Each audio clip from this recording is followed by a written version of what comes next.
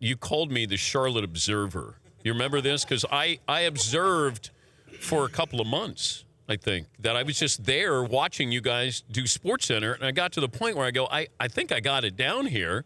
And then they said, all right, you're going to do your first SportsCenter. You had just done the 11 o'clock SportsCenter, and you said, I'll stay and do the SportsCenter with you. And that might have been, I don't know if it was a 1 o'clock or a 2 o'clock, but you were staying late. And I never forgot that. It's one of the kindest gestures that you ever did, and you've done an awful lot, but you stayed.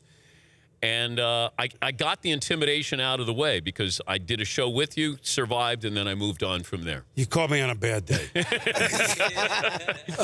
You observed for that. What did you observe for 2 months? Because now the ESPN I came to, 3 weeks old, October 1st, 79, was a little different than the ESPN you came to. Although one was just late 80s, Dan? Like 89. Okay, so you're coming from CNN. You did the show. You knew what you were doing. Yeah. So I'm 24. I've been on TV in Hartford for 3 months. I started, you're going to do the overnight show at 3 a.m. You're going to watch one night. Well, they didn't tell me one night. Watch what this guy does at the 3 a.m. sign-off show. And I came in October 2nd, my second night, and says, well, where's Wayne Hagan? Well, he's not here. You're doing the show. What? So I had a quick, I was the Charlotte glancer. Did you almost not work at ESPN? Never come there, you mean? Yeah. Way back then? Yeah. Well, no. Hartford TV was just the weekend, Saturday, Sunday, $23 Saturday night and $23 Sunday night at the NBC in Hartford. Killing it. Minimum wage, pal. Yeah. And no, I applied because they were just starting. I said, I don't have a tape to send you. Why don't you watch me? But you knew nothing about what it was. I knew it was starting. So I went over there.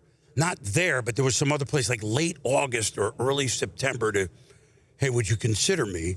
And then I got a phone call. I was working radio during the week, TV on the weekend, Dan, but again, for nothing.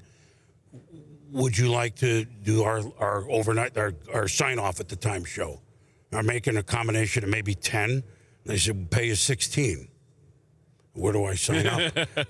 3 a.m., I did that pretty much for 4 years, other than the football. It was okay.